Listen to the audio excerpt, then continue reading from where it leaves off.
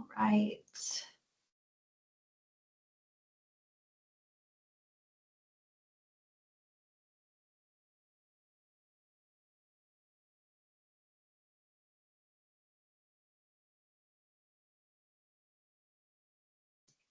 Okay. I think the wave of attendees is now dying down a little bit.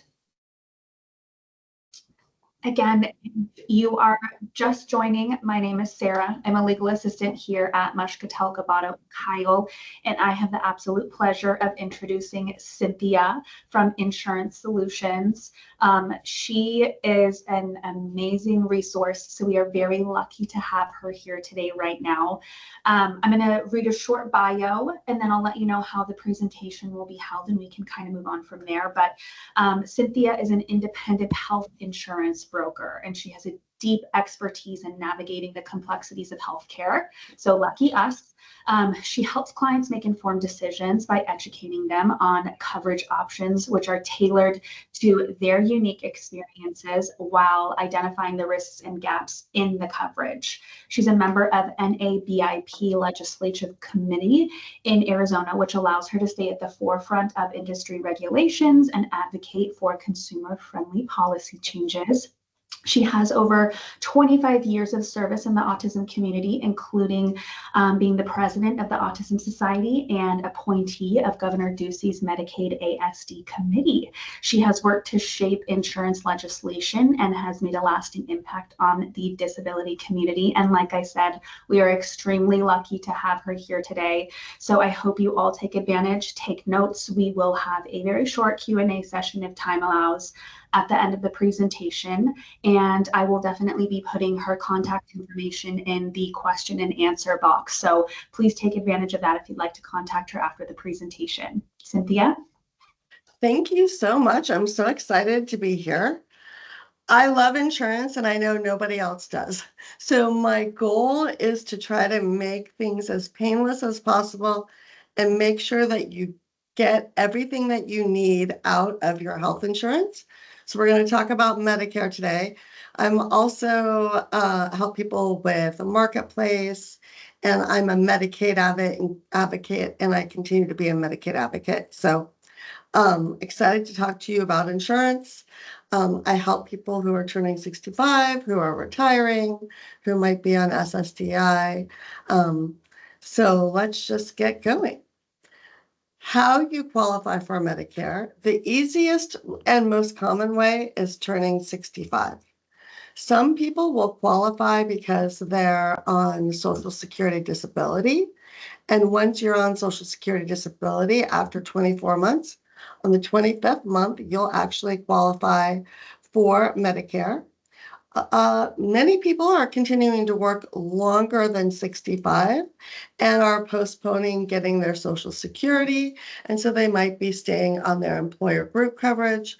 And so when you decide to retire, you can then qualify for Medicare. Also, if you have ALS or end-stage renal disease, you will qualify after a series of months with that diagnosis. Medicare has an open enrollment period when you're turning 65, 3 months before your 65th birthday, your 65th birthday month, and 3 months after. If you sign up for Medicare 3 months before your birthday, it still does not start until your birthday month. So it starts at the beginning of your birthday month. So if your birthday is August 7th, it would start August 1st. The only exception to that is if you have a birthday on the 1st of the month. So if your birthday was August 1st, it would actually start July 1st. Enrolling in Medicare is very easy. You can, if you are not taking Social Security right now, you can actively enroll in that. But if you're on Social Security, you decide to take it early, or you're on SSDI, you will automatically be enrolled in Medicare. If you do not have a My Social Security account, I suggest that you create one. It's a great way to be able to check on your Social Security. It's a great way to sign up for Medicare. It's a great way to sign up for Social Security if you want to start it. And you can also be checking in on like how much you've earned and what your Social Security would be if you retired at 65, 67, 70. You can see all of those numbers. It's fairly easy to do. I'm always happy to help people if they get stuck with it, however, because technology can be challenging for all of us. Who needs to enroll in Medicare? So there's this rumor going around that if you do not sign up for Medicare, you're going to get fined. And that may be true and it may not be true. So let's talk about that. If you're on a marketplace plan, you most likely would need to enroll in Medicare. If you're on COBRA, you would need to enroll in Medicare. Currently, COBRA is not considered creditable coverage for Medicare, and that's something that legislatively we've been arguing for over time, but we have not been successful yet with that. You work for a company with fewer than 20 employees. You need to sign up for Medicare. If your employer plan is not creditable, you would need to sign up for Medicare. The Inflation Reduction Act made some changes to prescription drug coverage. Employer plans were protected last year from having to meet those requirements. It's going to be interesting this coming year to see what happens with that. I'm advising everyone who's on an employer plan to make sure that they're talking to their human resource department every year and verifying that their coverage is creditable if they're 65 or older. You might want to do Medicare if you have an employer plan. What's really important is to look at the pricing and decide whether it's worth going on Medicare now or keeping your employer plan. There's also some things financially that you have to think about, like IRMA, and we're going to talk about that shortly. So it's just not a straight yes or no answer. It's very individualized. You're going to continue to work. So some people are going to choose to enroll in Part A, but delay Part B because their employer plan has better coverage. Part B, you do pay for, so lots of people will take Part A because they don't pay for it, but not take the Part B because why pay for Part B and your employer plan? Some people will not enroll in Medicare at all because they want to stay on their employer plan and they have an HSA. An HSA and Part A do not play nicely together when it comes to tax issues. So if you have an HSA and you're contributing, you're not going to want to start Part A and Part B. And what you have to know is that when you are going to retire, they will backdate your HSA, your Part A, 6 months. So you're going to want to not contribute the last 6 months of your employment if you have an HSA, because they do backdate Part A. If you're going to retire and you're over this age of 65, there is paperwork that you have to turn in that proves that you have creditable coverage, and that's important so you don't get the fine. So that's an L564 form. There's a couple other forms that we might need to talk about depending on your circumstance. But that's how you avoid the penalty, is proving that you had credible coverage. What's also important to know is that once you leave an employer plan, you have up to 8 months to enroll in original Medicare, but you only have 2 months really to enroll in a Medicare Advantage or a prescription drug plan. And you do, when you leave your employer plan and you start Part B or you start Medicare, you have a 6-month window of open enrollment to select a Medigap plan without being underwritten. And that's important to be aware of. So, what does original Medicare cover? I think that's the first thing that we should talk about. And I like to talk about this because you would be surprised at how many people think original Medicare covers everything. And it really doesn't. There's a lot of gaps. And so we're just going to go over some of that. Part A, lots of people like to call it your hospitalization. It's kind of like your room and board. So when you're in the hospital, it covers your room, your meals, it covers intensive care, skilled nursing, um, operating room services, hospice, those kinds of things. But while you're in the hospital, you're going to use your Part B as well. So your doctor, your surgeon, your MRI or CAT scan, your ER, your labs, those are all Part B. So Part B and Part A work together when you're in the hospital. Part B is mostly your outpatient stuff as well. So your doctor, your specialist, that kind of thing. Part A generally is premium free. 90% of the people do not pay a premium for Part A.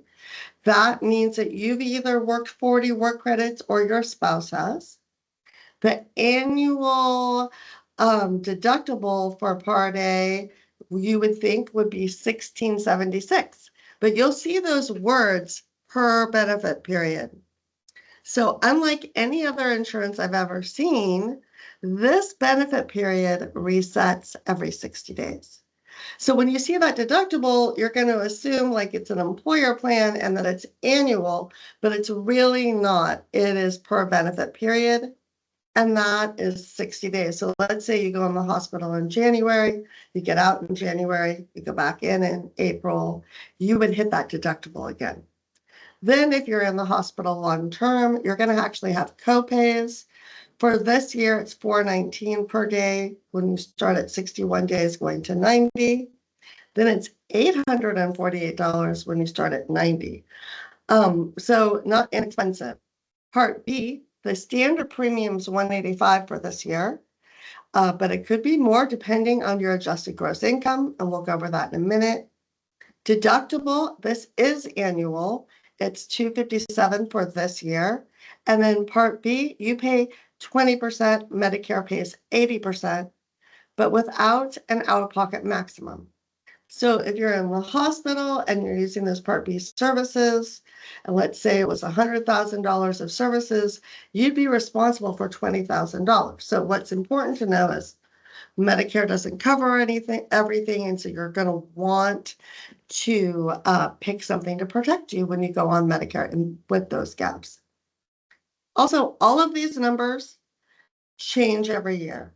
So I like to say you get a little raise in Social Security, but then you kind of pay for it in your Medicare.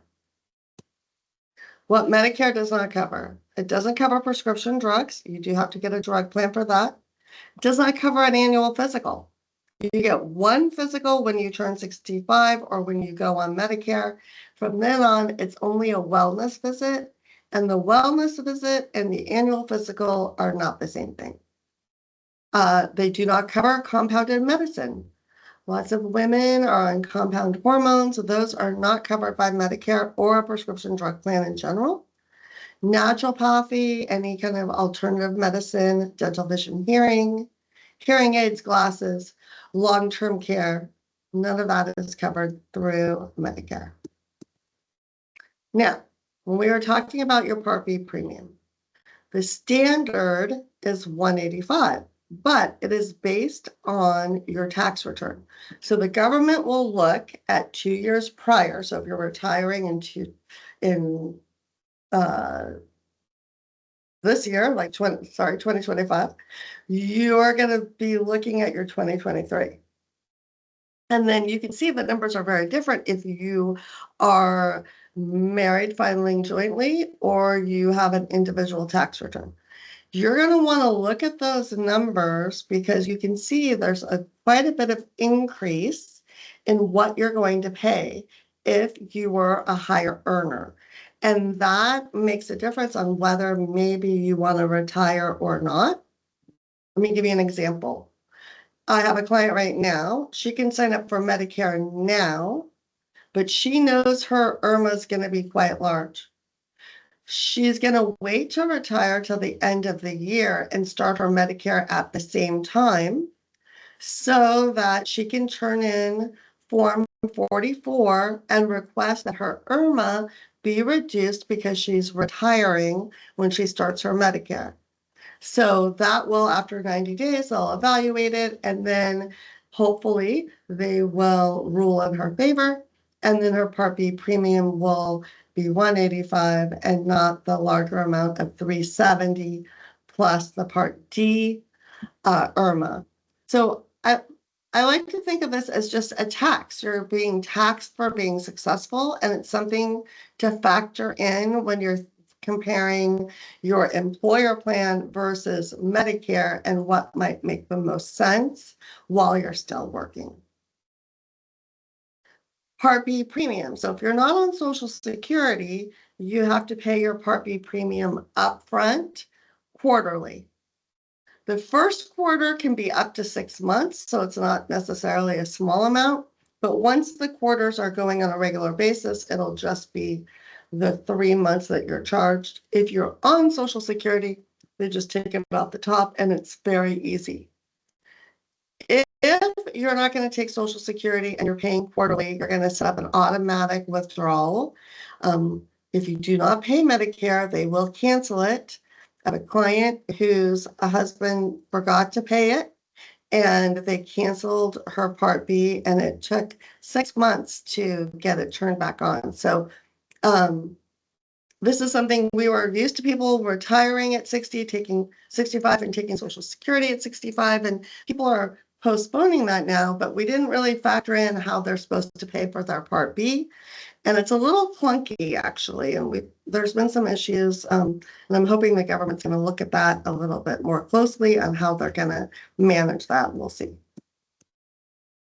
So you have your original Medicare, and now you have two choices.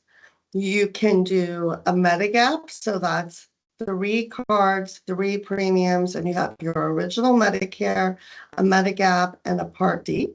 Or you can put everything rolled into one and do a Medicare Advantage, and that's 1 card, generally 1 premium. Original Medicare is statutory, which means your Congress is in control of it, so it doesn't change very often. Medicare Advantage, that is regulatory. Centers for Medicaid and Medicare are responsible for that. Those plans change on a yearly basis. Original Medicare, if you're going to choose that option, the bills go to Medicare. Medicare pays that bill and then sends it to your Medigap company. If you're a Medicare Advantage, the bill goes directly to the carrier. And there's pros and cons for both. Medicare Supplement, why you might want it, you can go anywhere that takes original Medicare. So if you go to Mayo Clinic, you're going to want a Medicare Supplement. Mayo does not take Medicare Advantage plans. If you want to go to Scripps in San Diego, again, a place that doesn't take Medicare Advantage plans. So it gives you the freedom to go anywhere that takes original Medicare, and so you don't have any network, you don't need any referrals, makes life very easy. More of your medical costs are covered for you, but you're paying a premium for that. And there's no coordination of care required, although there is a new program starting in Arizona that we're going to go over in a minute. Some routine services are not covered. So a great example of this would be if you wanted a vitamin D test. If you have low vitamin D, covered. But if you don't know if you have low vitamin D, not covered. So it's confusing, but some routine stuff will not be covered. You do have a guaranteed issue right to buy a Medigap plan when you're turning 65 or starting Medicare. And that means they can't go back and look at your medical history. They can't deny you because you've had any disease or any ongoing issue. After that 6-month period, however, they can look at your prescriptions and look at your care and decide whether they want you or not. It doesn't include dental, vision, and hearing, and only pays if Medicare pays. So Medicare's the boss. So let me give you a couple examples. So I have a client right now who needed to take an ambulance from one hospital to another hospital, and it was medically necessary. That bill was just denied because the hospital did not submit a certified statement by the physician. It will eventually be covered. Luckily, my client called me. I could tell her what she needed. She could go back to the hospital, ask for that statement, submit an appeal, and it will be covered. Some other things that might not be covered, like I said, the vitamin D test. they won't cover it if you've never shown that you were low vitamin D. I had a client that was in a coma for 6 months. They lost 60 pounds. The doctor put them on formula so they would stop losing weight. Formula is not covered by Medicare. So that was the only portion of their hospital bill that wasn't covered. We just learned that there's a demonstration project that was just announced looking at prior authorizations for traditional Medicare. This literally was announced last week, and it is affecting our state. And they have listed 17 outpatient services that will require prior authorization. And the reason being they're trying to reduce low value services and fraud. Some of the things that were listed are epidural injections, cervical fusions, removal of arthritic stuff around the knee. But there's a lot of other things like vagus nerve stimulation. So a total of 17. This is a demonstration project, which means they're doing like an experiment in these states to see if it makes sense to do this nationwide, and it is affecting our state in particular.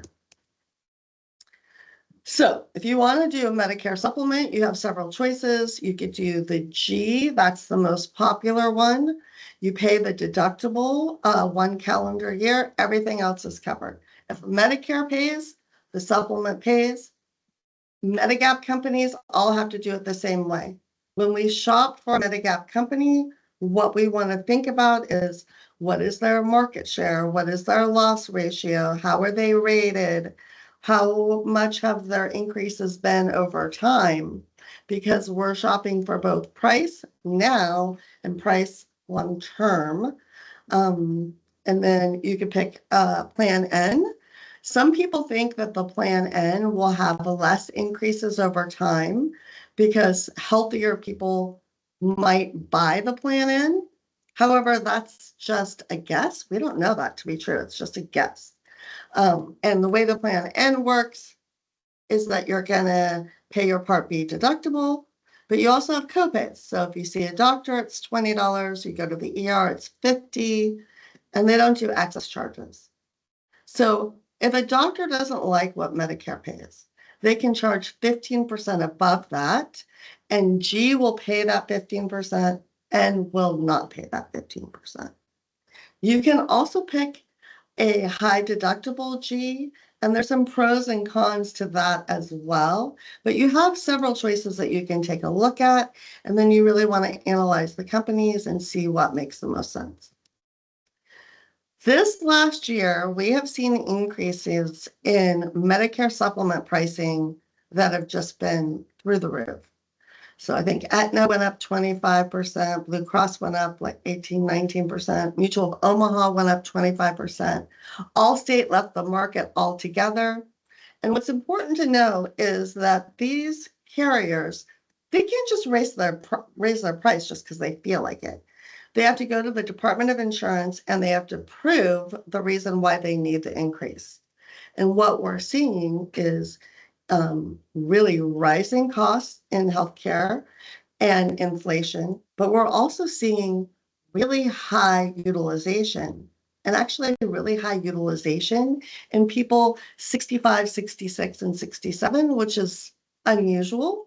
So one of the trends that's actually happening is if you're on an employer plan or marketplace, and you have a high deductible, high out of pocket, people are waiting to do procedures until they go on Medicare. So I have a new client, went on Medicare in June. She already has 3 surgeries scheduled for the rest of this year because she put them off over time the last 3 years. So we're really seeing a lot of that. That's an unusual trend that we didn't see in the past.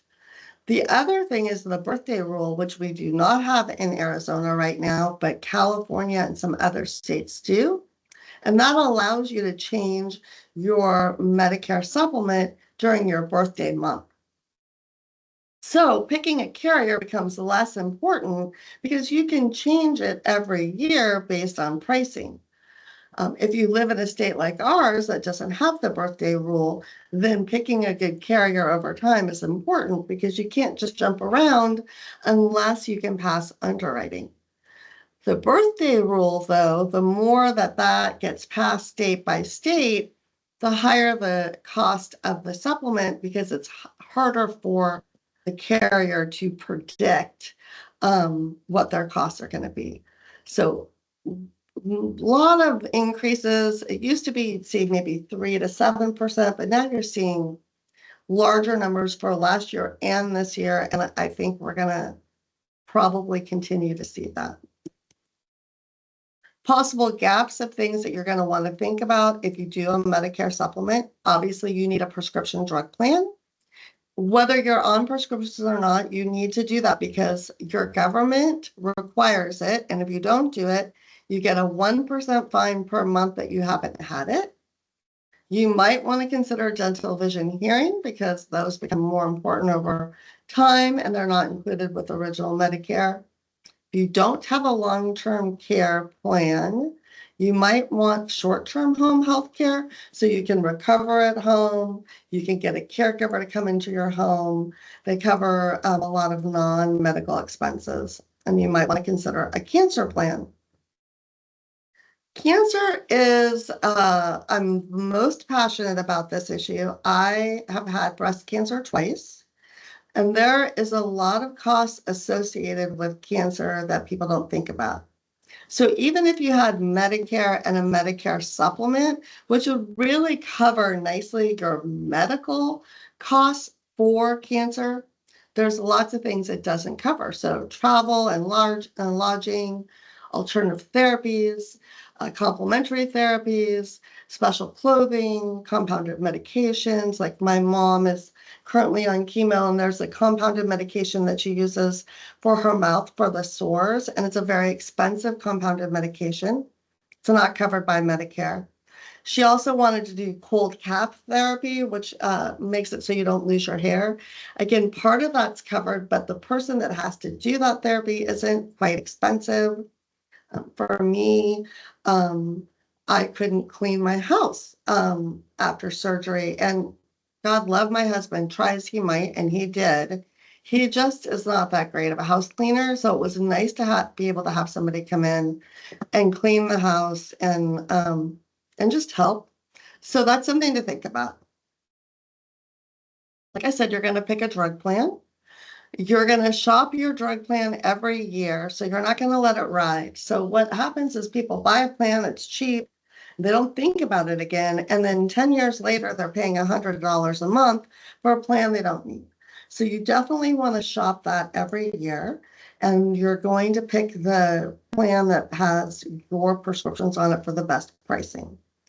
Vaccines are now covered.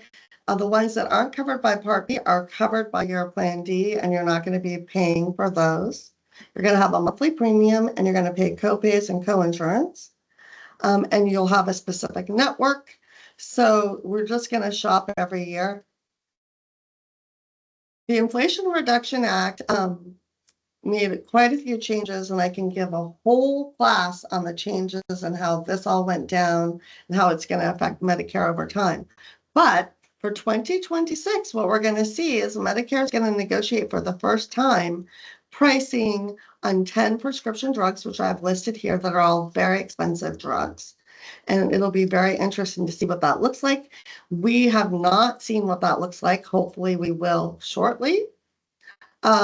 They raise the out-of-pocket maximum for 2026. It's going to be $2,100. So the donut hole's gone, so you don't have to worry about that. So if you're on a lot of prescription drugs that are expensive, at least you know at $2,100 you're done paying for those prescriptions. There is a Medicare payment program that you can sign up for. Catastrophic coverage. So until this last year, catastrophic coverage was at about $8,000. And of that, Medicare covered the majority of that cost. That was moved over to the carrier for 24 and 2025. So we're seeing tighter formularies. We're going to see higher premiums. We haven't seen the higher premiums yet because they did a demonstration project where they borrowed $22 billion to buy down the premiums for 3 years. So they bought down that premium for 2024, for 2025, and for 2026. But 2027, they will no longer have that funding. So it'll be interesting to see what happens with that. So for this year, your annual deductible is $590. For next year, it'll be $610. Then you're going to have co-insurance, co-pays up to your out-of-pocket maximum. This year was $2,000. Next year it'll be $2,100. Then after that, you're not going to pay anything. So we're going to just make sure that you shop every year. Very important not to let it ride. So that was your first choice. So choice one, 3 cards, 3 premiums.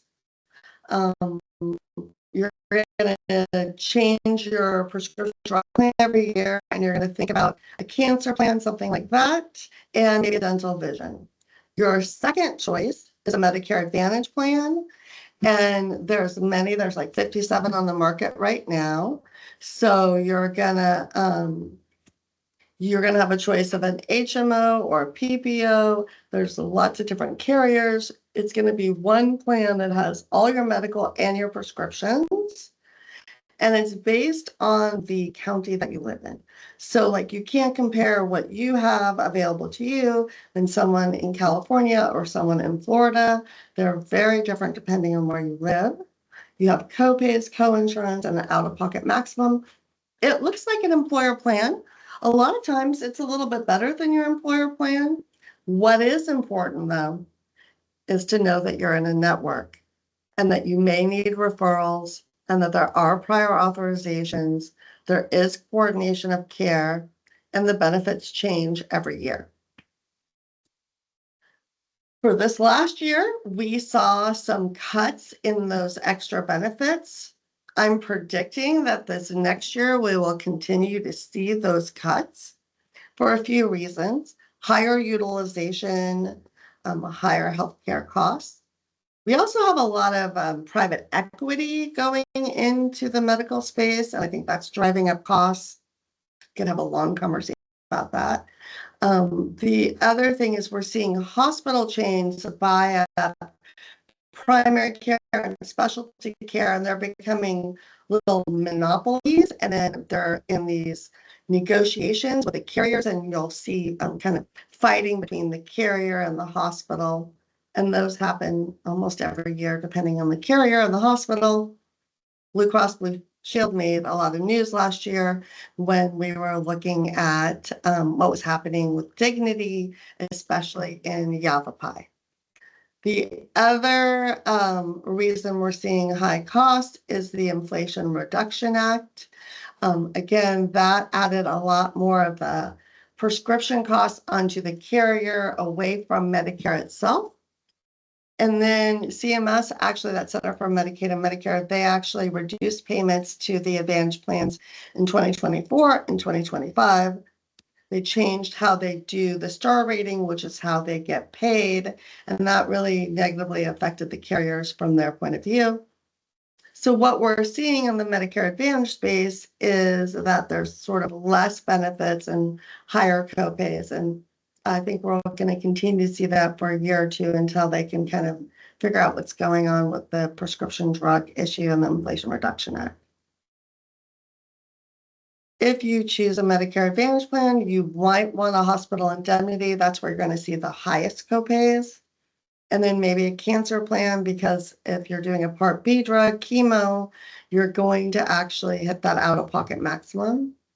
And people generally are not lucky enough to get cancer in January and be healed by the end of December. So if you have a max out of pocket, you're probably going to hit that 2 years running. I know I did. I hit it. I got it 2 years later. So I hit it, my max out of pocket 4 years in a row. So it can totally be done. Even though only 1% of the people hit their max out of pocket, if you get cancer, you're going to be one of that 1%. For Medicare Advantage and Part D, you can change during annual enrollment period. That's October 15th through December 7th. For Medicare Advantage, you can change during OEP. That's from January through March 31st. And then there's some special election periods to make changes. So how do you decide? Really, it's about what is important to you. Who are your doctors? What is your medication? What is your budget?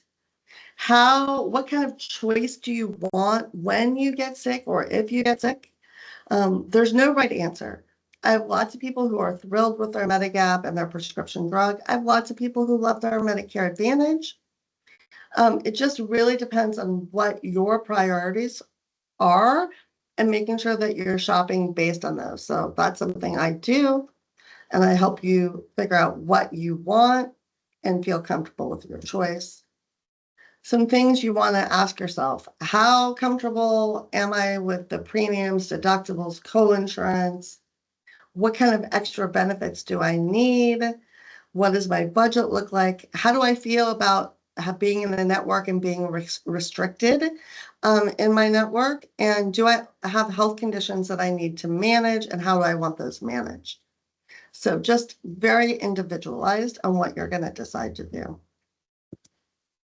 And the benefits of working for me. So I'm going to help you understand all of your choices, look at all the carriers, and then find out what makes the most sense for you that year and for every year.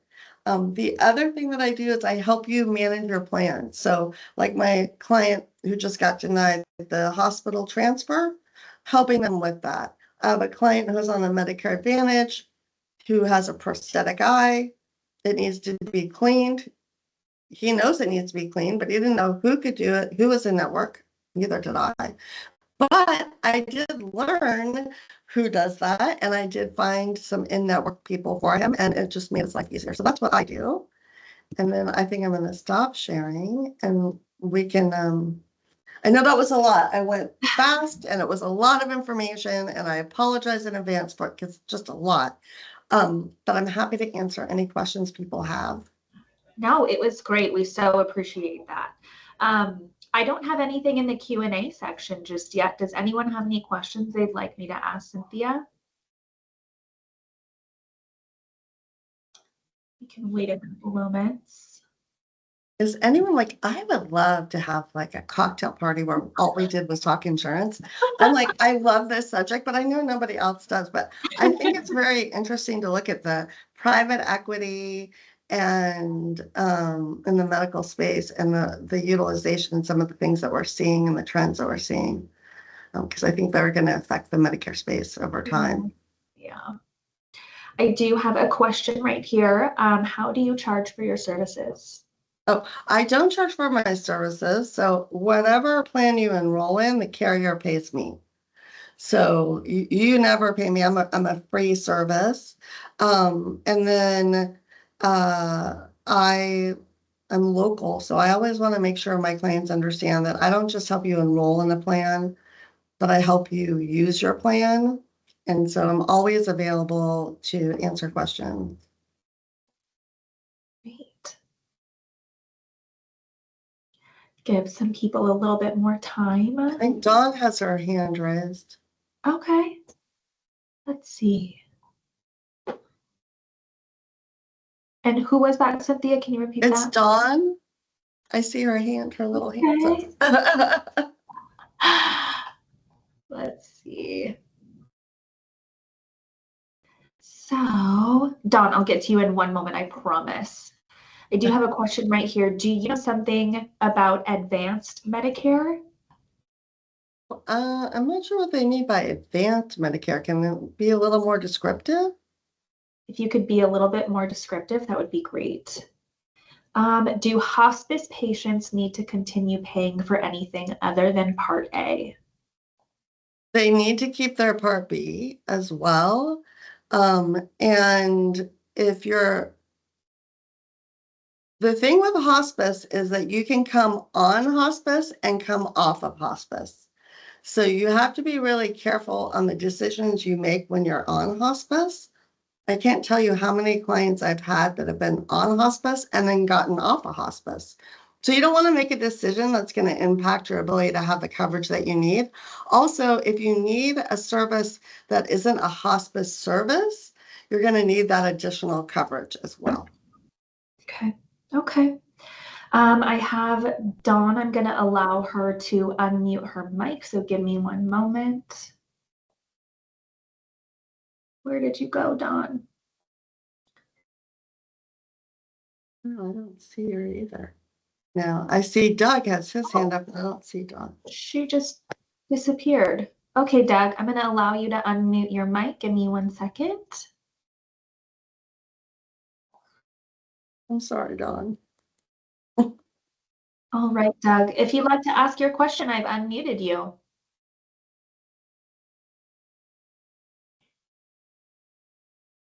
Can you hear me, Doug?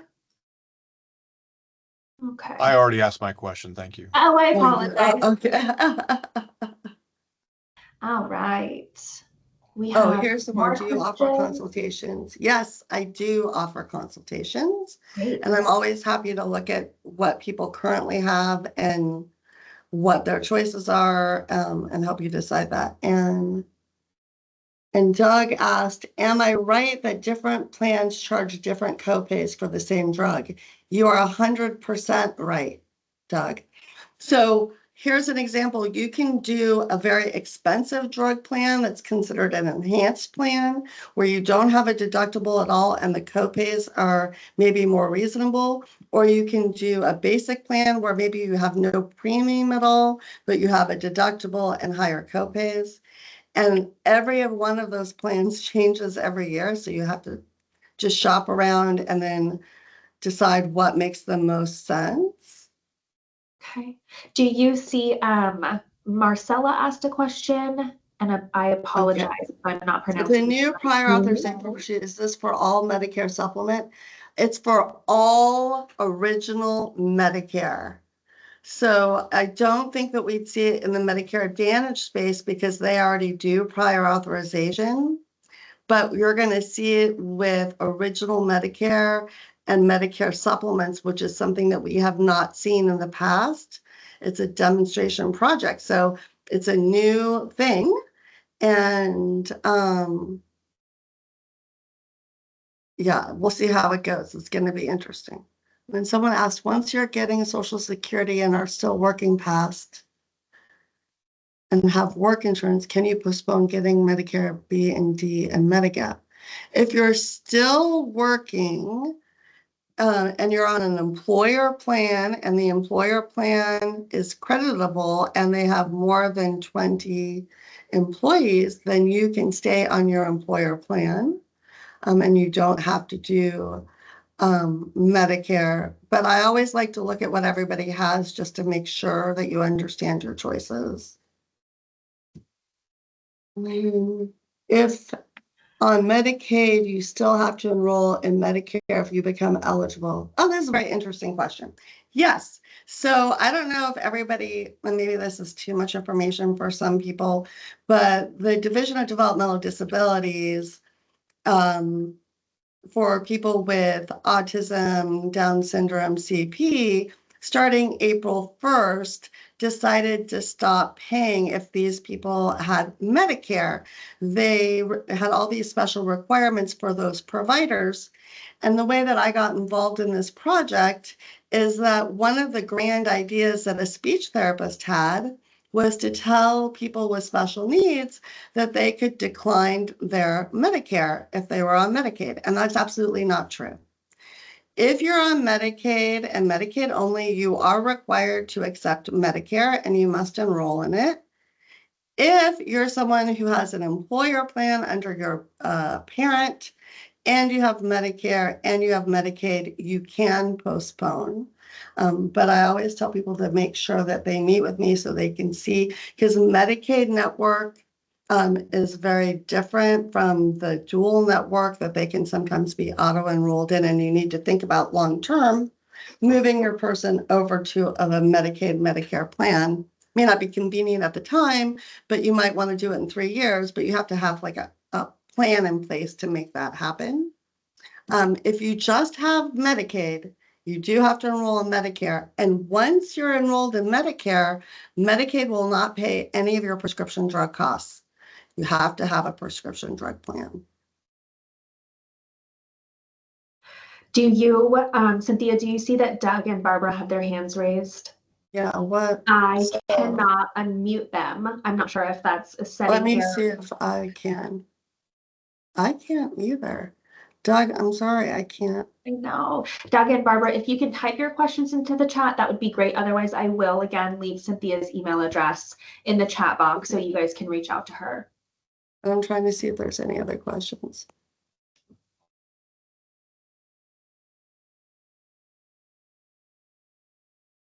I don't see any. Oh. How does it work if I'm still working and my spouse is signed to sign up for Medicare? Well, it depends. So if your spouse is on your plan and you're employed and you're planning on being employed, then it might be worth having them stay on your employer plan.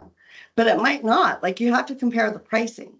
So sometimes it makes sense for them. Like, I'm working with a client right now. He's coming off his wife's plan because she's paying $700 a month for him.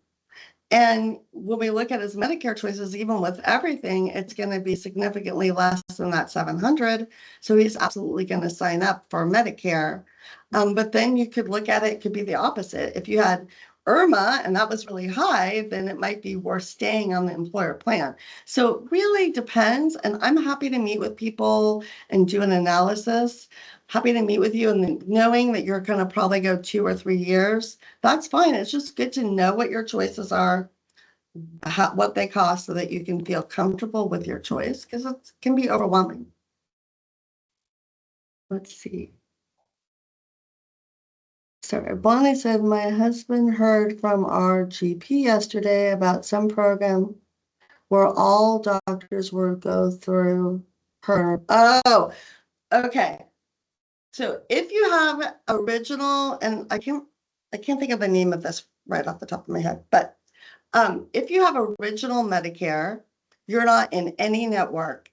But Medicare has come up with this thing where they can have like this association where your primary care can be in a network and they refer you to people in that network. And a lot of the times you don't even know that it's happening. So it's not like Medicare Advantage where there is a network and you have to do it, but it's kind of a little bit secret way that they're doing it. And you don't have to. Like, if your primary care is in a network now through original Medicare, he might recommend a provider, but you don't have to use that provider just because he recommended it or it's in that network. To me, it irritates me that they're doing this, because I'm glad to hear that your doctor's at least admitting that that's happening, but it's something that's been kind of not shared very often. However, when you have original Medicare, you have no network, so you don't have to participate in that situation if you don't want to. Okay. Did I get everybody's? I think so. Okay, you guys had some hard questions. Uh-oh, one more. Okay, let's see. Yes. Oh, Yes, yeah. we're recording the webinar and it's going to be posted on our website and our YouTube channel. And if you have other questions, feel free to contact me. It's all, the thing about it is, like, we went over the generalities, but every person's situation is different. And it's always good to just take a look and make sure you understand how everything's going to work for your situation. Perfect. Okay, you guys, thank you so much. Cynthia, thank you for joining us. We're so privileged to have you. We really appreciate everything. I had so much fun. I know it's like not everybody's favorite subject. I love it though. And if anybody wants to talk insurance with me, I would love to. Oh, we love that. Okay, you guys, like I said, I'm going to have this uploaded to our website and our YouTube channel over the next week or two, so check back. Otherwise, all of Cynthia's information is in the chat box. If you have any other questions, please reach out to her. If you only have my contact information from the registration, reach out to me and I'll pass her info along, whatever you guys need. But check back in for next month's webinar and have a good rest of your day. Thanks. Bye, All everybody. right. Bye, everybody.